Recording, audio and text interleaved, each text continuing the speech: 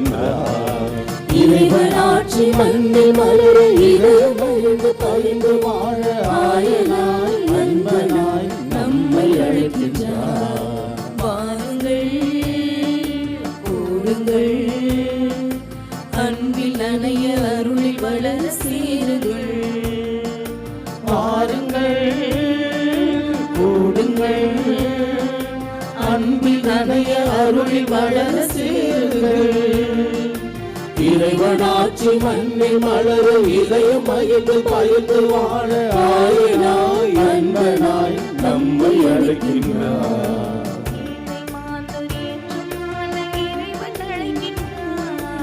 ஆலயம் வாருங்கள், அன்பு தேவன் பாருங்கள். எழுச்சி வாழ்வை பிறரில் விதைக்க அவரை விழுகின்றார். ஆலயம் வாருங்கள், அன்பு தேவன் பாருங்கள்.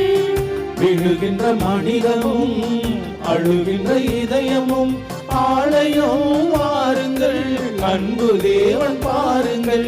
ஆலயம் வாருங்கள், அன்பு தேவன் பாருங்கள். பாருங்கள் கூடுங்கள், அன்பில் நனைய அருளில் வளர சேருங்கள். வாருங்கள் கூடுங்கள், அன்பில் நனைய அருளில் வளர சேருங்கள்.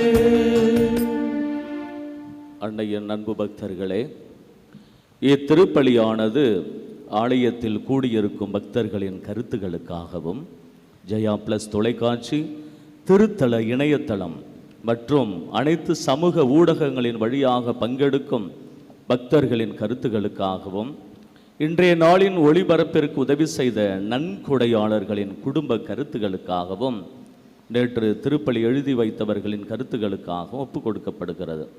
மேலும் இந்த ஒளிபரப்பை காணுகின்ற அனைத்து அன்னையின் பக்தர்களையும் இறைவன் நிறைவாக ஆசீர்வதிக்கவும் இத்திருப்பலியில் மன்றாடுவோம். Dear devotees, this mass is offered for all the faithful gathered here and those who are participating through Jaya Plus, Shrine Web TV as well as other social media, and in a special way for all the sponsors of this live telecast mass and those who wrote their mass intentions yesterday, and all the devotees of Our Lady of Health Velangani who are watching the same.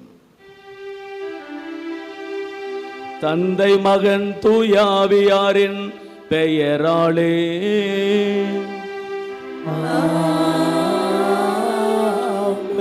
நம் ஆண்டவராகிய இயேசு கிறிஸ்துவின் அருளும் கடவுளின் அன்பும் தூயாவியாரின் நட்புறவும் உங்கள் அனைவரோடும் இருப்பதாக.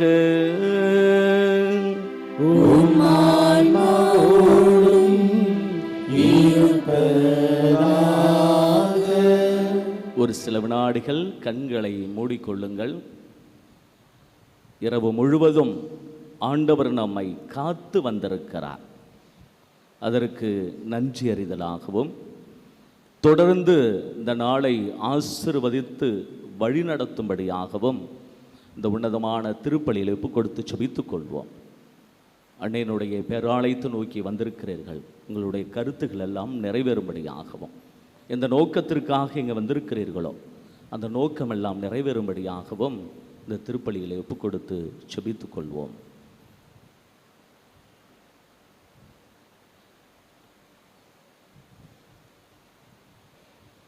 தூய மறை நிகழ்வுகளை கொண்டாட நாம் தகுதி பெறும் பொருட்டு நம் பாவங்களை ஏற்று மனவருந்தி ஆண்டவரிடத்தில் மன்னிப்பு கேட்போம்.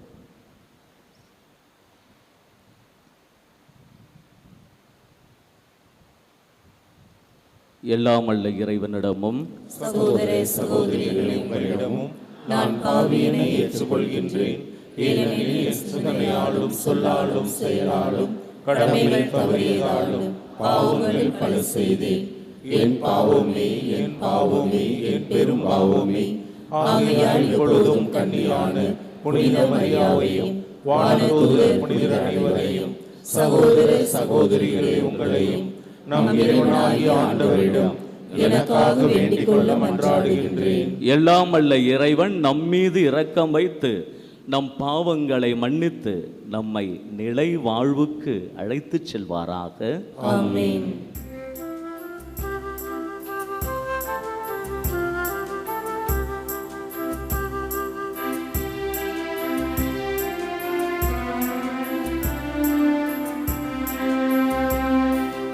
ஆண்டவரே இரக்கமாயிரும். ஆண்டவரே இரக்கமாயிரும். கிறிஸ்துவே இரக்கமாயிரும். கிறிஸ்துவே இரக்கமாயிரும். ஆண்டவரே இரக்கமாயிரும். ஆண்டவரே இரக்கமாயிரும்.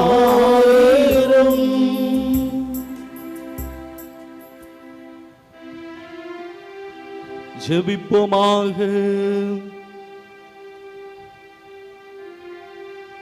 இறைவான் நேர்மையான மனத்தினரின் ஒளியும் எதிர்நோக்குமாக இருப்பவரே, உம்மை தாழ்மையுடன் வேண்டுகின்றோம்.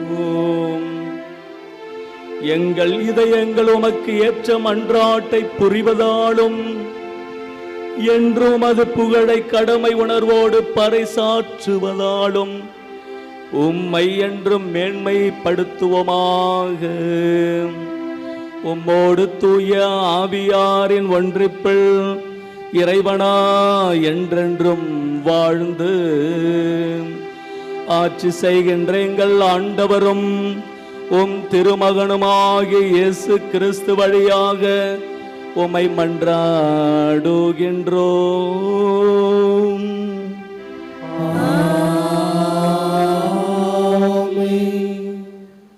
முதல் வாசகம். திருத்தூதர் பணிகள் நூலிலிருந்து வாசகம். அந்நாட்களில் கமாலியேல் என்னும் பெயருடைய பரிசேயர் ஒருவர் தலைமைச் சங்கத்தில் எழுந்து நின்றார். இவர் மக்கள் அனைவராலும் மதிக்கப்பட்ட திருச்சட்ட ஆசிரியர். திருத்தூதரை சிறிது நேரம் வெளியே போகும்படி ஆணையிட்டு அவர் சங்கத்தாரை நோக்கி கூறியது: இஸ்ரேல் மக்களே, இந்த மனிதர்களுக்கு நீங்கள் செய்ய எண்ணியுள்ளதை குறித்து எச்சரிக்கையாய் இருங்கள்.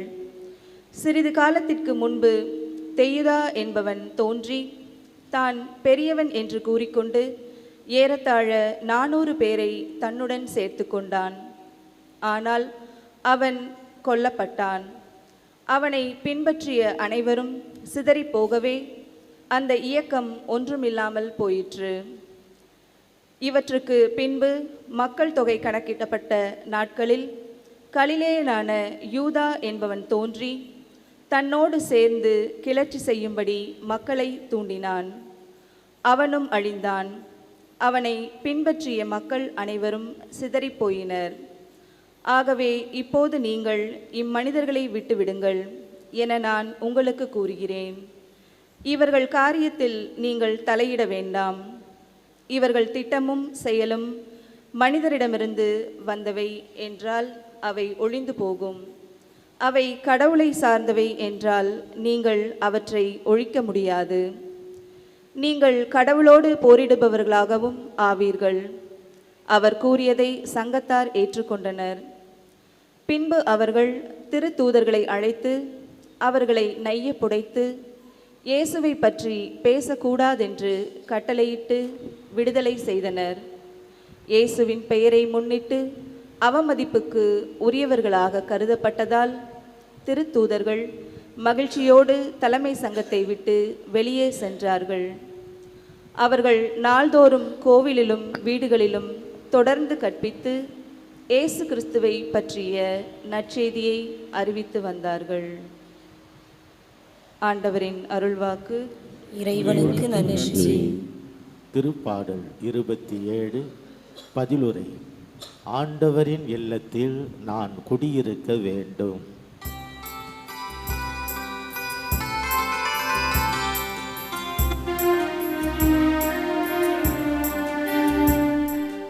ஆண்டவரின் இல்லத்தில் நான் குடியிருக்க வேண்டும்.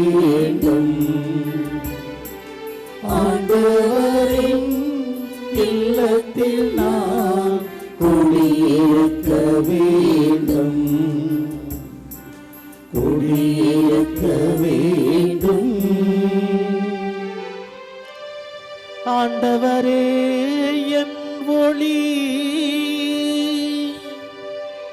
அவரே என் மீட்பு, யாருக்கு நான் அஞ்ச வேண்டும்? ஆண்டவரே என் உயிருக்கு அடைக்கலம், யாருக்கு நான் அஞ்சி நடுங்க வேண்டும்? நான் ஆண்டவரிடம் ஒரு விண்ணப்பம் செய்தேன், அதையே நான் ஆடி தேடுவே. ஆண்டவரின் இல்லத்தில் நான் குடியிருக்க வேண்டும், ஆண்டவரின் இல்லத்தில் நான் குடியிருக்க வேண்டும், குடியிருக்க வேண்டும். ஆண்டவரின் இல்லத்தில் என் வாழ்நாளில் நான் குடியிருக்க வேண்டும். ஆண்டவரின் அழகை நான் காண வேண்டும். அவரது கோவிலில் அவரது திருவுள்ளத்தை கண்டறிய வேண்டும்.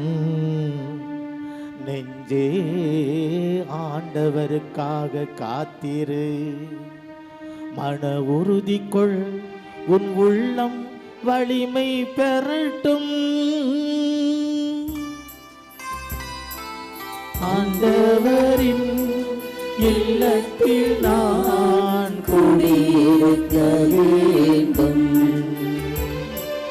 ஆண்டவரின் இல்லத்தில் நான் குடியிருக்க வேண்டும், குடியிருக்க வேண்டும்.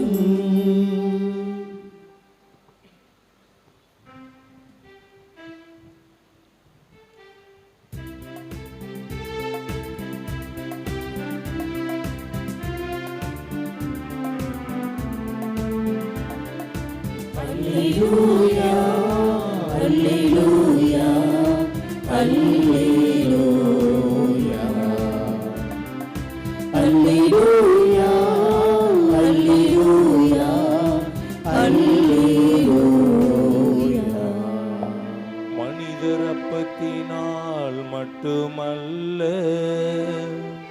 மாறாக கடவுளின் வாய்ச்சொல் ஒவ்வொன்றாலும் உயிர் வாழ்வ.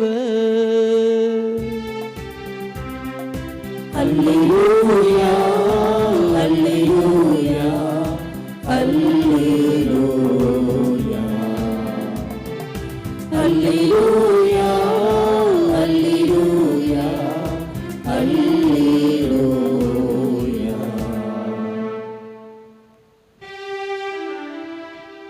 ஆண்டவர் உங்களோடு இருப்பாராக. உம் ஆன்மாவோடும் இருப்பாராக. யோவான் எழுதிய தூய நற்செய்தியிலிருந்து வாசகம். ஆண்டவரே மாட்சி உமக்கே. அக்காலத்தில் இயேசு கலிலேய கடலை கடந்து மறுகரைக்கு சென்றார். அதற்கு திபேரிய கடல் என்றும் பெயர் உண்டு. உடல் நலமற்றோருக்கு அவர் செய்து வந்த அரும் அடையாளங்களை கண்டு மக்கள் பெரும் திரளாய் அவரை பின்தொடர்ந்தனர். இயேசு மலைமேல் ஏறி தம் சீடரோடு அமர்ந்தார். யூதருடைய பாஸ்கா விழா அண்மையில் நிகழவிருந்தது. இயேசு நிமிர்ந்து பார்த்து மக்கள் பெருந்திரளாய் அவரிடம் வருவதைக் கண்டு, இவர்கள் உண்பதற்கு நாம் எங்கிருந்து அப்பம் வாங்கலாம் என்று பிலிப்பிடம் கேட்டார். தாம் செய்யப்போவதை அறிந்திருந்தும் அவரை சோதிப்பதற்காகவே இக்கேள்வியை கேட்டார். பிலிப்பு மறுமொழியாக, 200 தெனாரியத்திற்கு அப்பம் வாங்கினாலும் ஆளுக்கு ஒரு சிறு துண்டும் கிடைக்காதே என்றார். அவருடைய சீடருள் ஒருவரும் சீமோன் பேதுருவின் சகோதரருமான அந்திரேயா, இங்கே சிறுவன் ஒருவன் இருக்கிறான், அவனிடம் 5 வாற்கோதுமை அப்பங்களும் 2 மீன்களும் உள்ளன, ஆனால் இத்தனை பேருக்கு இவை எப்படி போதும் என்றார். இயேசு மக்களை அமரச் செய்யுங்கள் என்றார். அப்பகுதி முழுவதும் புல்தரையாய் இருந்தது. அமர்ந்திருந்த ஆண்களின் எண்ணிக்கை ஏறக்குறைய 5000. இயேசு அப்பங்களை எடுத்து கடவுளுக்கு நன்றி செலுத்தி அமர்ந்திருந்தோருக்கு கொடுத்தார். அவ்வாறே மீன்களையும் பகிர்ந்தளித்தார். அவர்களுக்கு வேண்டிய மட்டும் கிடைத்தது. அவர்கள் வயிறார உண்ட பின், ஒன்றும் வீணாகாதபடி எஞ்சிய துண்டுகளை சேர்த்து வையுங்கள் என்று தம் சீடரிடம் கூறினார். மக்கள் உண்டபின் 5 வாற்கோதுமை அப்பங்களிலிருந்து எஞ்சிய துண்டுகளை சேர்த்து சீடர்கள் 12 கூடைகளில் நிரப்பினார்கள். இயேசு செய்த இந்த அருமடையாளத்தை கண்ட மக்கள், உலகிற்கு வரவிருந்த இறைவாக்கினர் உண்மையில் இவரே என்றார்கள். அவர்கள் வந்து தம்மை பிடித்து கொண்டு போய் அரசராக்கப் போகிறார்கள் என்பதை உணர்ந்து இயேசு மீண்டும் தனியாய் மலைக்கு சென்றார்.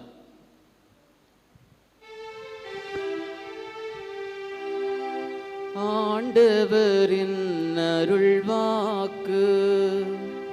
கிறிஸ்துவே உமக்கு புகழ்.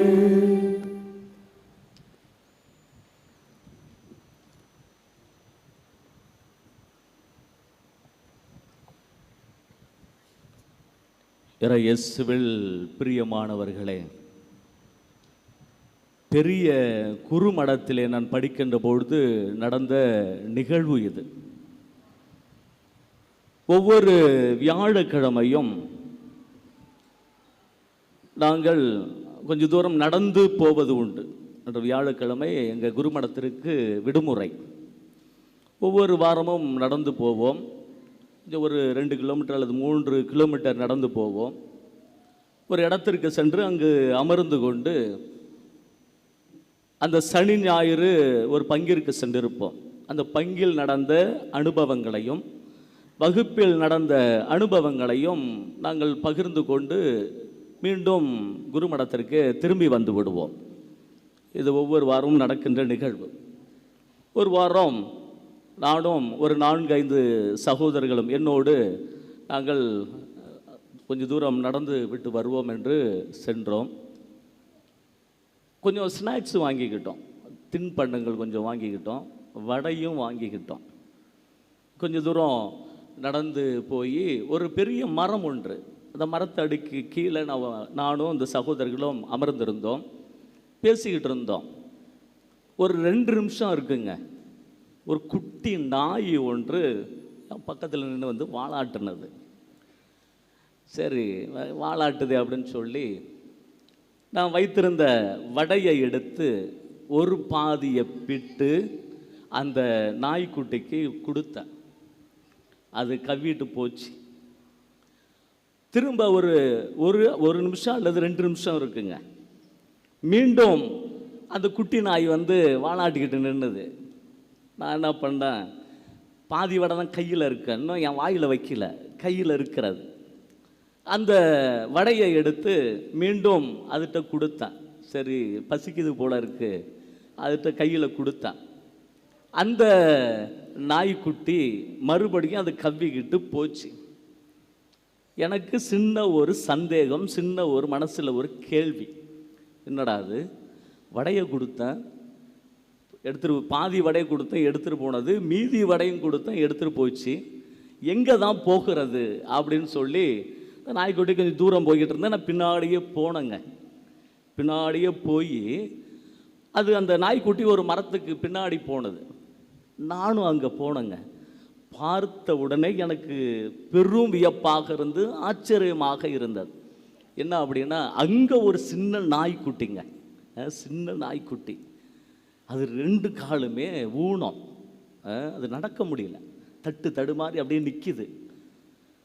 இந்த போன நாய்க்குட்டி அது பாதி வடையை அது சாப்பிடுது, மீதி பாதி வடையை பார்க்குறேன் அது வாயில் இருக்கிறது. எனக்கு ரொம்ப சந்தோஷமாக இருந்தது. ஒரு 5 அறிவு படைத்த நாய் கூட எப்படி பகிர்ந்து வாழ வேண்டும் என்ற ஒரு ஆழமான படிப்பினையை எனக்கு கற்றுக் கொடுத்தது. உண்மையிலேயே எனக்கு பெரிய ஆச்சரியமாக இருந்தது. அந்த நிகழ்வு என் மனதை ஆழமாக பாதித்த நிகழ்வும் அது ஒன்று.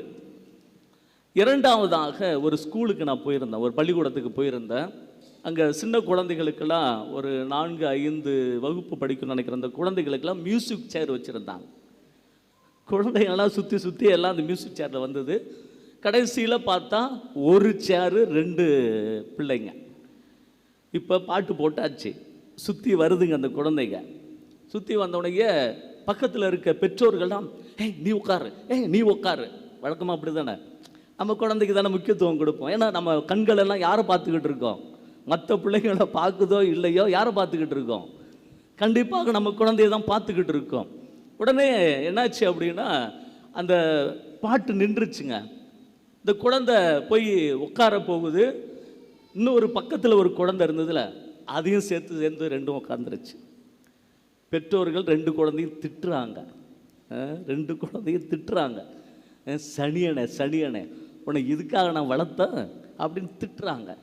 எப்படி பகிரக்கூடாது என்பதனை கருத்தை குழந்தைகள்கிட்ட விதைத்து கொண்டிருக்கிறோம். அந்த காலத்துலாம் தெரியுங்களா, பெரியவங்களுக்கெல்லாம் தெரியும்.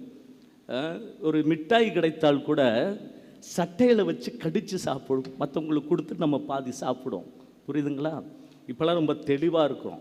அவன்கிட்ட வாங்கி சாப்பிடாத, ஹைஜீனிக், சுத்தம் பத்தம், அங்கே வாங்கி சாப்பிடாத, அவன் என்னான்னு நமக்கு தெரியாது, நீ சாப்பிடாத. எப்படி குழந்தைகள்கிட்ட எப்படி பகிரக்கூடாது என்பதற்கு சில வரையறைகளை நம்ம குழந்தைகளுக்கு வகுத்து கொடுத்து கொண்டு இருக்கிறோம். ஆனால் குழந்தைகள் அப்படி இல்லைங்க. எப்படி பகிர வேண்டும், எப்படி பகிர்ந்து வாழ வேண்டும் என்பதனை பல நேரங்களில் நமக்கு அழகான பாடங்களை எல்லாம் கற்றுத்தருகிறார்கள். நிறைய விஷயங்கள், அது சுனாமி வந்தும் சரி, பூங்கம் வந்தும் சரி, எல்லா நேரமும் சரி, குழந்தைகளுடைய பங்களிப்பு பகிர்வு அதிகமாக இருக்கும் என்பதனைத்தான் இன்றைய உலகம் நமக்கு ஆழமான படிப்பினைகளை கற்றுத்தருகிறது. எதை பகிரப் போகிறீர்கள், அதுதான் இன்றைக்கு படிக்கப்பட்ட தலைப்பு. எதை பகிரப் போகிறோம் அப்படிங்கிறது. தொடக்க காலத்தில் பார்த்திங்கன்னா இப்போலாம் பகிர்தல் ரொம்ப சுருக்கமாகிடுச்சுங்க. இப்போ நம்ம குடும்பம், நம்ம வீடு, ஆனால் நமக்கு ஏன்டா வேண்டாத வேலை, நமக்கு ஏன், நம்ம பேசாமல் யார் வேலைக்கும் வம்பு தும்புக்கெல்லாம் போகாமல் நம்ம பேசாமல் இருப்போம் அப்படிங்கிற ஒரு சூழ்நிலைக்கு ஒரு குறுகிய வட்டத்துக்குள்ளே நம்ம வடிவமைத்து விட்டோம். எப்படி வாழ வேண்டும் என்பதை நமக்குள்ளே நாம் வரையறுத்து விட்டோம். இந்த பகிர்வு கொஞ்சம் கொஞ்சமாக குறைந்து கொண்டே இருக்கிறது. அதனால தான் இன்றைக்கி பீரோ நிறையா புடவைகளும் துணிமணிகளும் நிறையாக இருக்கிறது. இன்றைக்கு வீடுகளில் அதிகமான பொருட்கள் இருக்கின்றன. பகிர்வு குறைந்து போய்விட்டது, பொருட்கள் அதிகமாகிவிட்டது. ஒரே ஒரு உதாரணம் சொல்கிறேன் பாருங்களா. தொடக்க காலத்தில் நம்ம மக்கள் எப்படி வாழ்ந்தார்கள் அப்படிங்கிற ஒரு திருத்தூதர் பணிகள் 4ஆம் அதிகாரம் 34வது வசனம், அது சூப்பரான ஒரு வசனங்க. தொடக்க காலத்தில் மக்கள் எப்படி வாழ்ந்தாங்க அப்படின்னு கொஞ்சம் நன்றாக கவனித்து கொள்ளுங்கள். தேவையில் உழல்வோர் எவரும் அவர்களுள் காணப்படவில்லை. இன்னைக்கு எனக்கு அது சாமி வேணும், சாமி இது வேணும், சாமி இது வேணும் அப்படின்னு சொல்லி வேணும்னு பல்வேறு விஷயங்களை நம்ம சேர்த்துக்கிட்டே இருக்கிறோம். தொடக்க காலத்தில் பாருங்களா, தேவையில் உழல்வோர் எவருமே இல்லையா. ஏன் அதுக்கு சொல்லப்படுகிறது? ஏனென்றால் நிலப்புலங்களை அல்லது வீடுகளை உடையோர் அவற்றை விற்று அந்த தொகையை கொண்டு வந்து திருத்துதருடைய காலடியில் வைப்பர். அது அவரவர் தேவைக்கு தக்கவாறு பகிர்ந்து கொடுக்கப்படும். சூப்பராக இருக்குங்களா? பகிர்ந்து கொடுக்கப்படும். இதுதாங்க தொடக்க காலத்தில் நம்ம மக்கள் வாழ்ந்திருக்கிறாங்க. இதெல்லாம் எங்கே போச்சுங்க? இதெல்லாம் எங்கே போச்சு? எல்லாம் மாறி போச்சு. அப்படியே ஒரு சுயநலம் என்ற ஒரு வட்டத்துக்குள்ளே நம்ம வடிவமைத்து விட்டதுனால இந்த வாழ்க்கையெல்லாம் நம்ம விட்டு காணாமல் போச்சுங்க. அதுதான் இன்றைக்கு ஏன் அப்படின்னா இன்றைக்கு சொல்ல போகிற விஷயங்கள். இந்த பகிர்வு இதை பற்றி தான் இன்றைய வாசகங்கள் நமக்கு அழகாக சொல்லப்படுகின்றன. இன்றைக்கு முதல் வாசகம், ஆண்டவர் இயேசு செய்த எல்லா விஷயங்களையும் சீடர்கள் மக்களோடு பகிர்ந்து கொண்டார்கள், இயேசுவை பகிர்ந்தார்கள். அதனால தான் நம்ம இன்றைக்கு எங்கள் கோயிலெல்லாம் உட்கார்ந்துருக்கிறோம். இயேசுவை பற்றி நமக்கு தெரிகிறது. இந்த பகிர்தலினாலே நமக்கு என்ன ஏற்பட போகிறது? சாரிபாத்தை சார்ந்த கைம்பன் கொஞ்சம் தான் இருக்கிறது, எண்ணெயும் மாவும் இருக்கிறது. அதை பகிர்ந்து கொண்டார். பைபிளில் படிக்கிறோம், அதை பகிர்ந்து கொண்டார். அந்த களையத்திலையும் எண்ணெயும் திரள மாவும் திரள. இன்றைக்கு படிக்கப்பட்ட இந்த நற்செய்தி வாசகத்தில் பார்க்கிறோம். நற்செய்தி வாசகத்தில் அவனிடத்தில் இருந்த அந்த அப்பமும் மீனும் அவன் ஆண்டவரிடத்தில் வந்து கொடுக்கிறான், பகிர்கிறான். அதனால அந்த 5000 பேருக்கு மேலே சாப்பிட்டும் மீதி இருந்ததுங்க. அப்போ பகிர்கின்ற பொழுது நம்ம வாழ்வு நிறைந்த ஆசீர்வாதமாக மாறிப்போகும் அப்படின்னு இன்றைக்கு மைய கருத்தாக சுட்டிக்காட்டப்படுகிறது. பகிரவில்லை என்றால், பகிர்ந்தால் நம் வாழ்வு வளமையாக இருக்கும், செழித்தோங்கும் அப்படிலாம் பைபிளில் படிக்கிறோம். பகிரவில்லை என்றால் என்ன நடக்கும்? 2 உதாரணங்களை மட்டும் உங்களிடத்துல பைபிளில் இருந்து சொல்லுகிறேன். நான் பேசுகின்ற வார்த்தைகள் பொய்யாக கூட இருக்கலாம். நான் பேசுகின்ற வார்த்தைகள் ஏதோ பேச வேண்டும் என்ற நோக்கத்திற்காக சொல்லலாம். ஆனால் விவிலியத்திலிருந்து எடுக்க வேண்டிய வார்த்தைகள் அனைத்தும் உண்மை என்றும் உங்களுக்கும் தெரியும், எனக்கு தெரியும். இதிலிருந்து உங்களுக்கு நான் சொல்ல போகிறேன். 2 உதாரணங்கள். என்ன அப்படின்னா, பகிரவில்லை என்றால் என்ன நடக்கும் அப்படின்னா, கடவுள் கொடுத்த கட்டளைகள் 10 அதையெல்லாம் அந்த யூதர்கள் பின்பற்றி வருகிறார்கள். ஒரு பணக்கார இளைஞன் ஒருவன் இயேசுவை வந்து பார்க்கிறான். பார்த்து, ஆண்டவரே, நான் நிலை வாழ்வை பெற வேண்டும் என்றால் என்ன செய்ய வேண்டும்? கட்டளைகளை கடைபிடி அப்படின்னு இயேசு சொல்றாருங்க. நானும் கடைபிடிக்கிறேன்னு அவனும் சொல்றான். அப்ப இயேசு அவனது முகத்தை கூர்ந்து நோக்கி, உமக்கு ஒன்று குறைவுபடுகிறது. உனது சொத்துக்களை எல்லாம் விற்று ஏழைகளுக்கு கொடுத்து விட்டு என்னை பின்பற்றி வா. ஒரு விஷயம் தெரியுங்களா? இயேசுவை சந்தித்தவர்கள் நிறைவாக சென்றார்கள், மகிழ்ச்சியோடு சென்றார்கள், குணமாகி சென்றார்கள். ஆனால் அந்த ஒருத்தன் மட்டும்தாங்க, அந்த பணக்கார இளைஞன் மட்டும்தான் பைபிளில் படிக்கிறோம், மிகவும் வருத்தத்தோடு சென்றான். ஏன் அப்படின்னா, அவனுக்கு ஏராளமான சொத்து இருந்தது. இப்போ புரியுதுங்களா? அப்போ நிலை வாழ்வு அவனுக்கு கிடைச்சிருக்குமா? கிடைத்திருக்காதா? கண்டிப்பாக கிடைக்காது. பகிர்வு அவனிடத்தில் இல்லைங்க. நம்ம முன்னாடி வாழ்ந்த புனிதர்கள் அதில் நிறைய பேர் இருக்காங்க. ஒரே ஒருத்தர் மட்டும் சொல்லிக்கிறோம் பாருங்களா, புனித வனத்து அந்தோணியார். ஏராளமான சொத்து இருந்ததுங்க. ஒரு சிறு பகுதியை தனது சகோதரிடத்தில் கொடுத்து விட்டு, அனைத்து சொத்துக்களையும் ஏழைகளுக்கு கொடுத்து விட்டு காட்டில் போய் தவம் இருக்கிறார். ஏன் அப்படின்னா, இந்த பகுதி அவரை பாதித்தது. இந்த பணக்கார இளைஞன் சொன்னனே, அந்த பகுதி, அந்த வசன பகுதி அவரை பாதித்தது. பகிர்ந்து வாழ்ந்தால்தான் நிலை வாழ்வு உண்டு என்று மனத்தந்துணியாருக்கு தெரிந்ததுங்க. அதனால தான் காட்டுக்கு சென்றான்.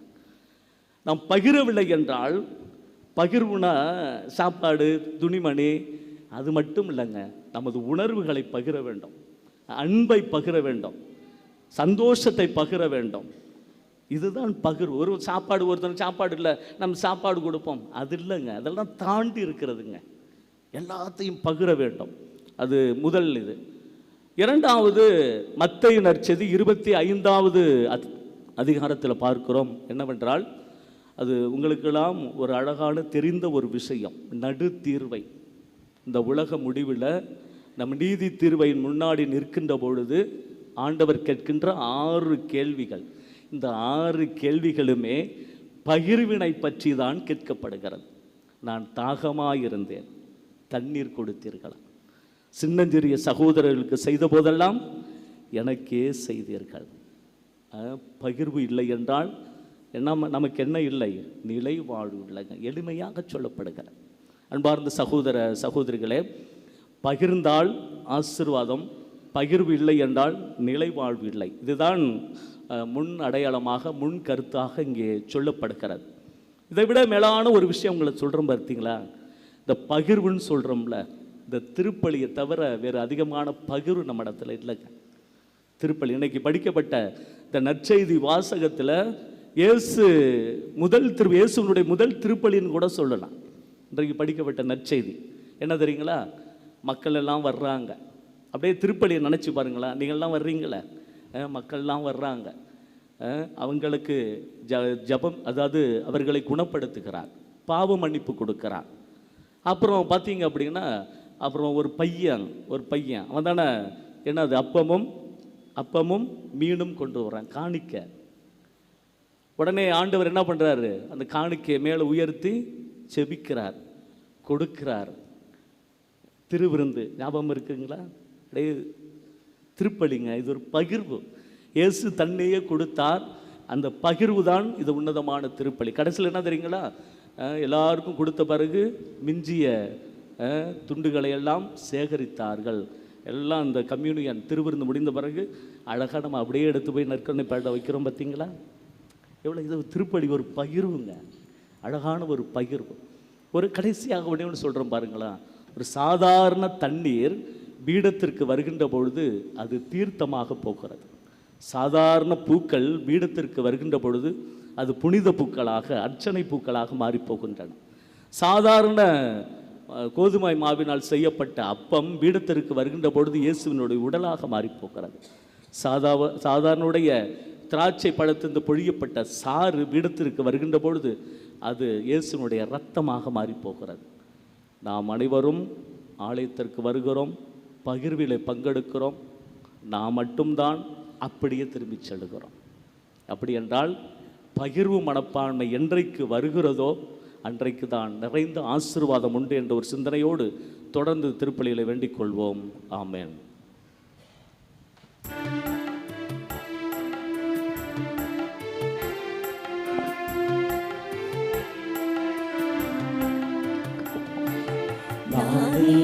நீ தந்த காணிக்கை இதை நான் தருவேன் காணிக்கை.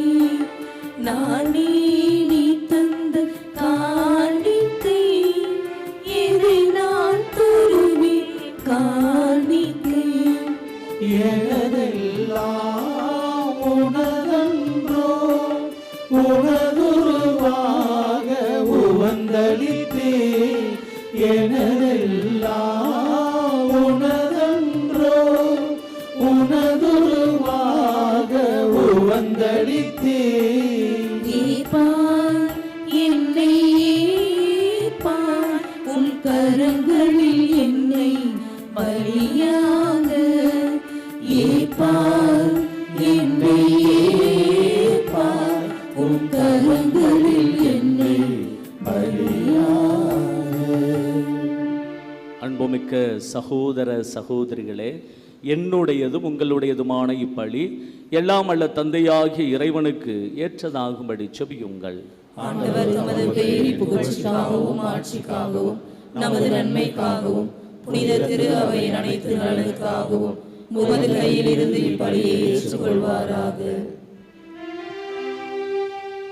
ஆண்டவரே, உமது குடும்பத்தின் காணிக்கைகளை இரக்கத்தோடு ஏற்றுக்கொள்ள உம்மை வேண்டுகின்றோம். அதனால் உமது பாதுகாவலின் உதவியால் தான் பெற்றுக்கொண்டதை ஒருபோதும் இழந்து விடாமல் அது நிலையான பரிசை அடைவதாக எங்கள் ஆண்டவராகிய இயேசு கிறிஸ்து வழியாக உம்மை மன்றாடுகின்றோம்.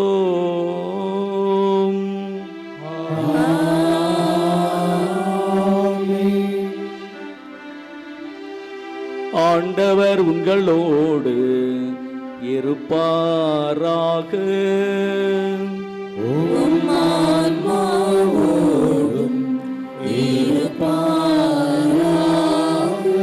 இதயங்களை மேலே எழுப்புங்கள்.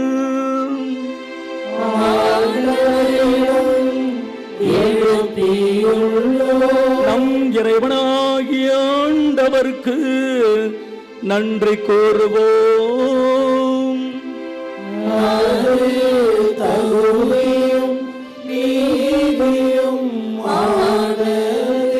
ஆண்டவரே, தூயமரான தந்தையே, என்று வாழும் எல்லாம் அல்ல இறைவா, என்னாலும் இவ்விடத்திலும் நாங்கள் உமக்கு நன்றி செலுத்துவது மெய்யாகவே தகுதியும் நீதியும் ஆகும். எங்கள் கடமையோ மீட்புக்குரிய செயலுமாகும்.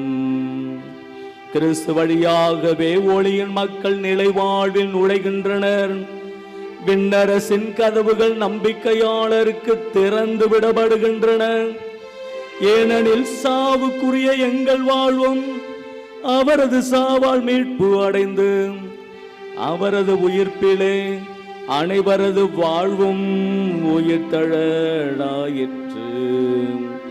ஆகவே பாஸ்கா மகிழ்ச்சி பொங்க அனைத்துலகின் மாந்தர் அனைவரும் மக்களிக்கின்றனர்.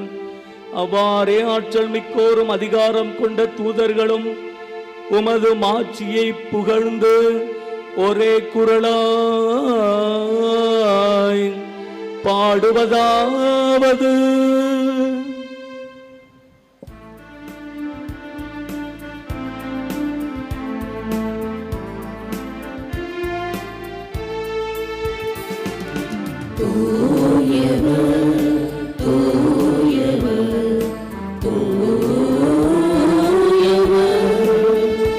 வான்படிகளில் கடவுளாம் ஆண்டவர், விண்ணகமும் மண்ணகமும் உமது மாட்சியால் நிறைந்துள்ளது.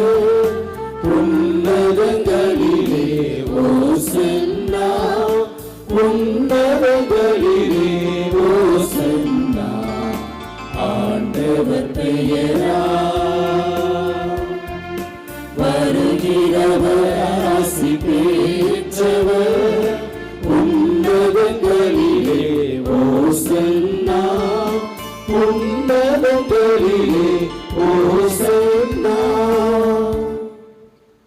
ஆண்டவரே, நீர் மெய்யாகவே தூயவர், தூய்மை அனைத்துக்கும் ஊற்று.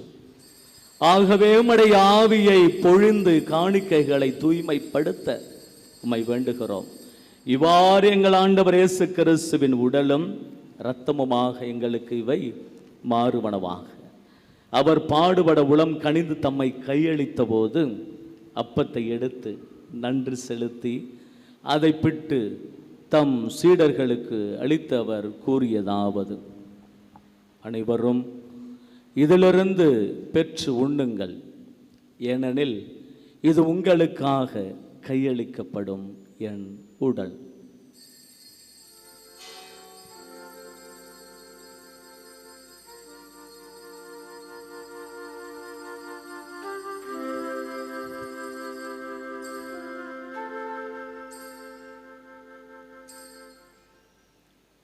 அவ்வண்ணமே இரவு விருந்தை அருந்திய பின் கிண்ணத்தையும் எடுத்து மீண்டும் அக்கு நன்றி கூறி தம் சீடர்களுக்கு அளித்து அவர் கூறியதாவது: அனைவரும் இதிலிருந்து பெற்று பருகுங்கள், ஏனெனில் இது புதிய நிலையான உடன்படிக்கைக்குரிய என் இரத்தத்தின் கிண்ணம். இது பாவ மன்னிப்புக்கென்று உங்களுக்காகவும் பலருக்காகவும் சிந்தப்படும். இதை என் நினைவாக செய்யுங்கள்.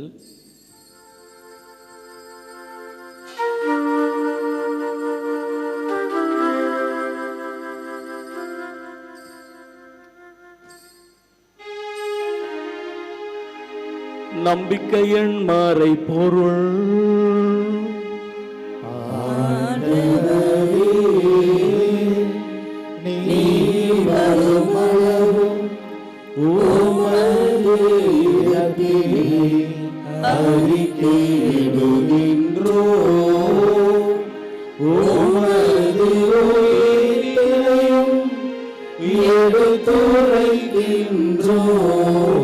ஆகவே ஆண்டவரே, நாங்கள் கிறிஸ்துவின் இறப்பினையும் உயிர்ப்பினையும் நினைவு கூர்ந்து வாழ்வுதரும் அப்பத்தையும் மீட்பளிக்கும் கிண்ணத்தையும் உமக்கு ஒப்புக் கொடுக்கிறோம்.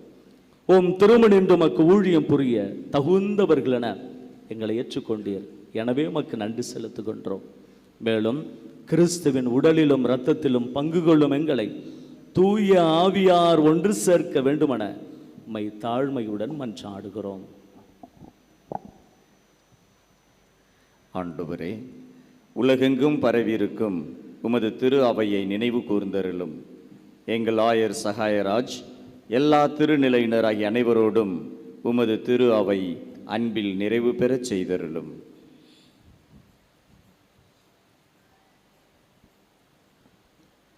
மேலும் உயிர்த்தெழும் எதிர்நோக்குடன் துயில் கொள்ளும் எங்களுடைய சகோதரர் சகோதரிகளையும் குறிப்பாக இந்த திருத்தத்தினுடைய வளர்ச்சிக்காகவும் மற்றும் இதில் பணியாற்றி மரித்து போன அனைத்து குருக்களையும் மற்றும் இறந்தோர் அனைவரையும் இரக்கத்துடன் நினைவு கூர்ந்து உமது திருமுக ஒளியினுள் ஏற்றருளும். எங்கள் யாவர் மீதும் இரக்கமாயிரும். கடவுளின் கன்னித்தாயான புனித மரியா, அவருடைய கணவரான புனித யோசேப்பு, புனித திருத்தூதர்கள், இவ்வுலகில் உமக்கு உகந்தவராய் வாழ்ந்தோர் ஆகிய புனிதர் அனைவருடனும் நாங்களும் ஒரு நாள் நிலை வாழ்வில் பங்கு கொள்ளும் தகுதி பெற்று திருமகன் இயேசு கிறிஸ்து வழியாக உம்மை புகழ்ந்தேத்தும் வரம் அருள உம்மை மன்றாடுகின்றோம்.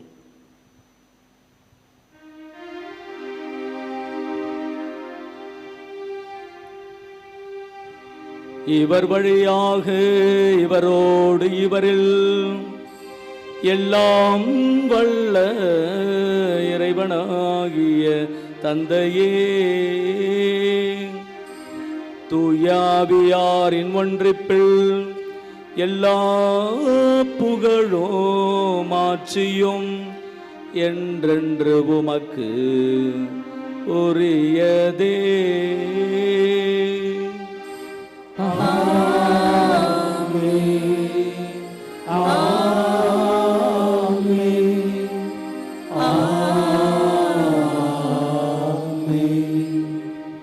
மீட்பரின் கட்டளையால் கற்பிக்கப்பட்டு இறைப்படிப்பணியால் பயிற்சி பெற்ற நாம் துணிந்து சொல்வோம். எங்கள் தந்தையே, உமது பெயர் தூயதென போற்ற பெறுக. உமது ஆட்சி வருக. உமது திருவுளம் விண்ணுலகில் நிறைவேறுவது போல மண்ணுலகிலும் நிறைவேறுக. எங்கள் அன்றாட உணவை இன்று எங்களுக்கு தாரும். எங்களுக்கு எதிராக குற்றம் செய்வோரை நாங்கள் மன்னிப்பது போல எங்கள் குற்றங்களை மன்னியும். எங்களை சோதனைக்கு உட்படுத்தாதேயும், தீமையிலிருந்து எங்களை விடுவித்தருளும். ஆண்டவரே, தீமை அனைத்திலிருந்தும் எங்களை விடுவித்து எங்கள் வாழ்நாளில் அமைதியை கனிவுடன் நருள உம்மை மன்றாடுகிறோம். இரக்கத்தின் உதவியால் நாங்கள் பாவத்திலிருந்து எப்போதும் விடுதலை பெற்று யாதொரு கலக்கமும் இன்றி நலமாயிருப்போமாக. நாங்கள் எதிர்நோக்கி இருக்கும் பேரின்பத்துக்காகவும் எம் மீட்பராகிய இயேசு கிறிஸ்துவின் வருகைக்காகவும் காத்திருக்கின்றோம். ஆண்டவர் இயேசு கிறிஸ்துவே, அமைதியை உங்களுக்கு விட்டு செல்கின்றேன், என் அமைதியையே உங்களுக்கு அளிக்கின்றேன் என்று திருத்தூதர்களுக்கு மொழிந்தீரே. எங்கள் பாவங்களை பாராமல் உமது திரு அவையின் நம்பிக்கையை கண்ணோக்கி உமது திருவுளத்துக்கேற்ப அதற்கு அமைதியையும் ஒற்றுமையையும் அளித்தருள்வீராக. என்றென்றும் வாழ்ந்து ஆட்சி செய்கின்றவர் நீரே. ஆண்டவருடைய அமைதி உங்களோடு என்றும் இருப்பதாக. ஒருவருக்கொருவர் அமைதியை பகிர்ந்து கொள்வோம். உலகின் பாவங்களை போக்கும் இறைவனின் செம்மறியே, எங்கள் மேல் இரக்கமாயிரும். உலகின் பாவங்களை போக்கும் இறைவனின் செம்மறியே, எங்கள் மேல் இரக்கமாயிரும். உலகின் பாவங்களை போக்கும் இறைவனின் செம்மறியே, எங்களுக்கு அமைதியை அளித்தருளும்.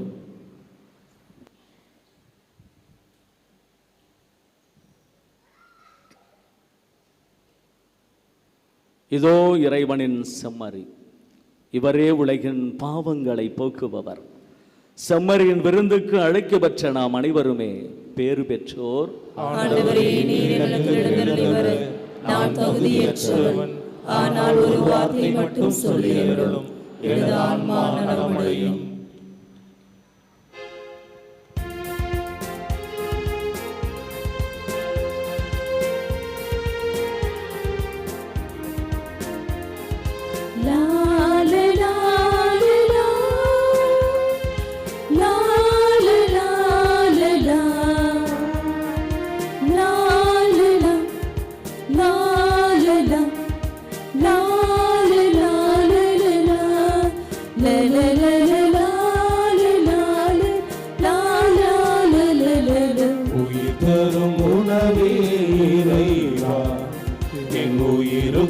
உயிராய் வாவா, அருள் தரும் ஊற்றே இறைவா, நல்லாற்றலாய் என்னுள்ளம் வாவா.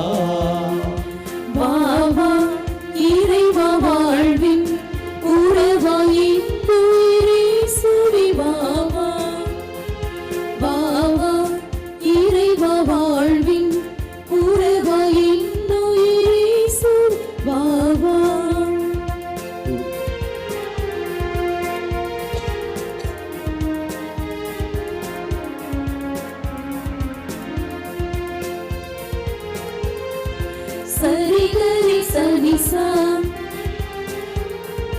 நிசரி சனி நிசா பாமகம பா மகரிகமா சரிகம பாமகரிசா.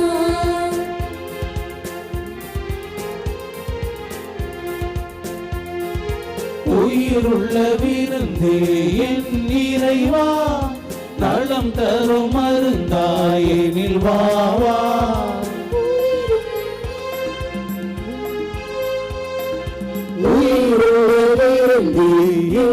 இறைவா, நலம் தரும் மருந்தாயினில் வாவா.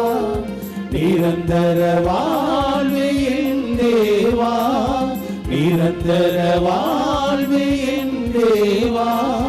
நிம்மதி வாழ்வாயினில் வாவா, நிம்மதி வாழ்வாயினில் வாவா. வாவா இறைவா வாழ்வின் உறவாயின் உயிரே சுவி வாவா.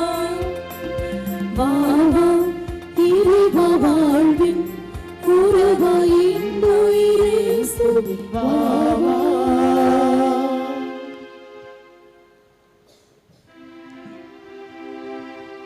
நன்றி கூறி மன்றாடுவோமாக.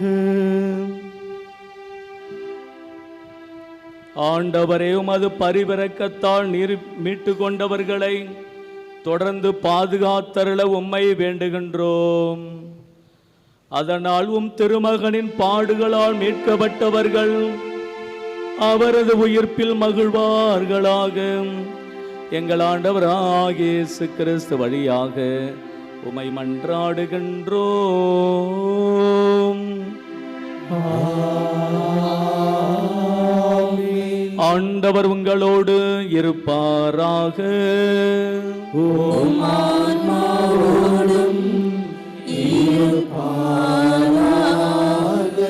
எல்லாம் வல்ல இறைவன் தந்தை மகன் தூயாவியார் உங்களை ஆசிர்வதிப்பாராக.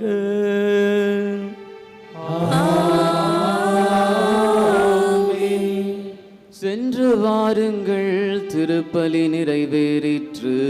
அல்லேலூயா அல்லேலூயா. இறைவனுக்கு நன்றி. அல்லேலூயா அல்லேலூயா.